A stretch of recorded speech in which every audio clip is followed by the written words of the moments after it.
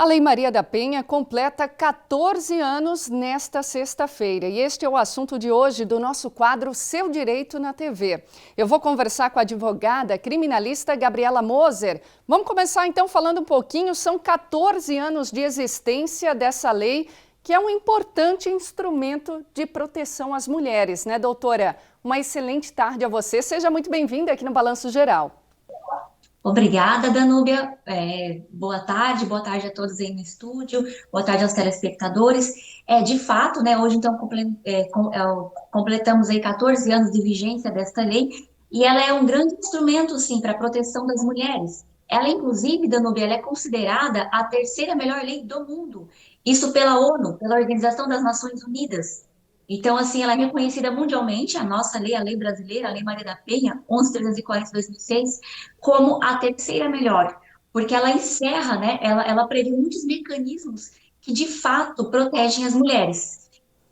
Por exemplo, doutora, a gente sabe que essa lei é muito conhecida, né? Mas tem a questão da prisão preventiva, tem muitas coisas que dão uma segurança às mulheres e muitas vezes a comunidade não conhece, né?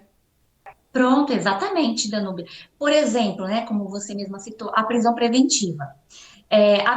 Para determinados tipos de crime, a pena que é aplicada é uma pena pequena, por exemplo, ameaça, lesão corporal leve. Nesses casos, ou a autoridade policial, que é o delegado, pode arbitrar a fiança. Então, ele vai para a delegacia, suponhamos, né?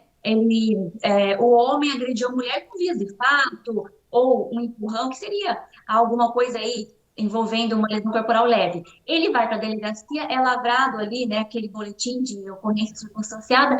Se fosse, né, fora do âmbito das relações domésticas e familiares, o próprio delegado arbitraria a fiança se fosse uma situação de flagrância. A Lei Maria da Penha alterou, inclusive, foi até uma lei recente, tá? Uma lei do ano passado que alterou isso. Não pode mais a autoridade policial, o delegado não arbitra mais fiança, somente a autoridade judiciária. Então, ele vai ficar preso, vai para uma audiência de custódia. Então, já alterou, tá vendo? Mesmo naqueles crimes cuja pena aplicada é menor, inferior a 4 anos, não pode o delegado arbitrar fiança.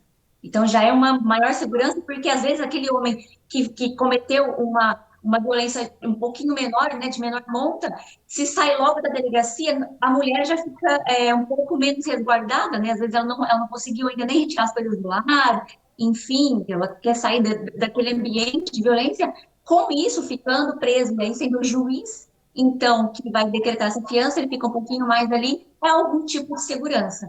Mas fora isso, tem diversos mecanismos, por exemplo, ao afastamento dele do lar, que também é uma lei nova do ano passado, que alterou a Lei Maria da Penha no seguinte sentido. Tem aquelas comarcas pequenas, onde por exemplo, Pomerode, ela tem foro, mas suponhamos alguma comarca que não tem ali, né, para as mulheres entenderem, não tem ali um fórum. O que acontece? Só tem o delegado de polícia, ele não podia conceder uma medida provisória de urgência para a mulher. Tinha que esperar, tinha que mandar lá para a comarca contigo, a outra comarca, esperar o juiz, né, decidir. A lei alterou. Hoje, para aquelas cidades que não tem o fórum, o delegado pode, sim, já conceder e depois comunicar ao juiz em 24 horas em um Ministério Público. Ah, mas não tem delegacia também de plantão. O policial pode conceder também naquelas localidades, naqueles municípios, que não tem fórum, não tem a delegacia ali de plantão, o delegado não está, o policial já consegue. E a medida protetiva de urgência, essa de afastamento, por exemplo, do homem para poder proteger a mulher, ou também outros mecanismos de conduzir essa mulher para um lugar seguro, ou depois de afastar do homem, conduzi-la de volta ao lar. Então, tem muitos mecanismos. Olha, são muitas coisas que é importante as mulheres saberem para ficarem mais seguras na hora da denúncia, né? Isso é de extrema importância. Agora a gente vê, doutora, que apesar de tudo isso, os números continuam crescendo no Brasil. Aqui em Santa Catarina, principalmente, foram 16 mil processos por violência doméstica. Já são 21 feminicídios só esse ano. O que será que acontece, né? Porque não é só uma questão de legislação. Parece-me que é cultural também, né? Exatamente, Danúbia, muito bem colocado por você. Então, aí poucos dispositivos que nós comentamos agora, a gente verifica que tem muitos mecanismos. Então, é a questão cultural? É a questão cultural, né? Do homem achar que ele tem esse poder sobre a vida, sobre a autodeterminação da mulher, e essa falta de conhecimento também, né? De entender, por exemplo, 14 anos para a história é pouco. Então, esse homem que foi criado antes da Lei Maria da Penha, ele pensa, uma violência leve vai dar o quê? Juizado especial, que é aquela situação de defesa básica, e então, às vezes ele não tem essa consciência de saber que o Estado brasileiro, através dessa lei, reprime com maior rigor, né, esse tipo de crime, e aí que terão consequências bem sérias. Então, às vezes, por uma falta de conhecimento, né, dos homens, começa por eles também a educação, mas também uma questão cultural, onde nós mulheres ainda sofremos muita violência por conta desse legado, né, infelizmente, aí de que não é uma construção milenar, né? Nós temos aí antiga Roma e tudo mais, que as mulheres elas eram coisas pertencentes aos homens. Então, existe, infelizmente, ainda essa cultura arraigada na nossa sociedade. Como Pois é, voltar? doutora. A gente Eu teria uma dica, assim, para dar para as mulheres que estão sofrendo violência, por exemplo, estão numa situação de violência, né? O que faz primeiro? Se é flagrante, chama a PM, vai na delegacia. Qual a principal recomendação para essas mulheres, para elas saberem que esse caso vai adiante? Sim, Danúbia, é que cada caso vai ter a sua especificidade. Por exemplo, agora nesse momento de pandemia, tornou-se muito difícil a mulher ir à delegacia, porque muitas vezes essa mulher depende do transporte público. E nós temos os decretos municipais, não só em Blumenau, nos outros municípios, que suspenderam aí o transporte público durante alguns períodos. Como ela faz, então?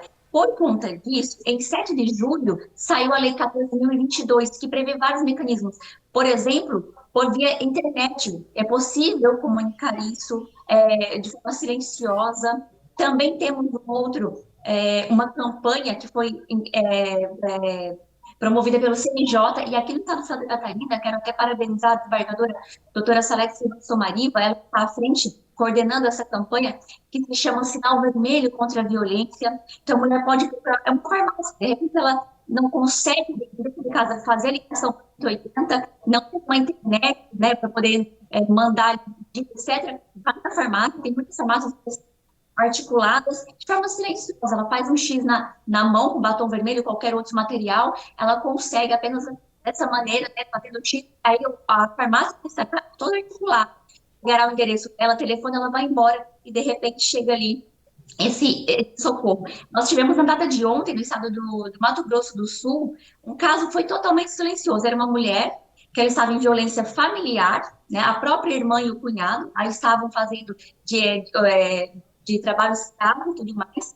E ela, como ela não fala, ela tem deficiência da fala, ela mandou o sinal vermelho para a filha pelo WhatsApp e foi totalmente silencioso. De repente, aí a filha tomou todas as medidas, aí a filha mandou isso para a polícia, e a polícia chegou na casa dela e ela foi libertada daquela situação de violência.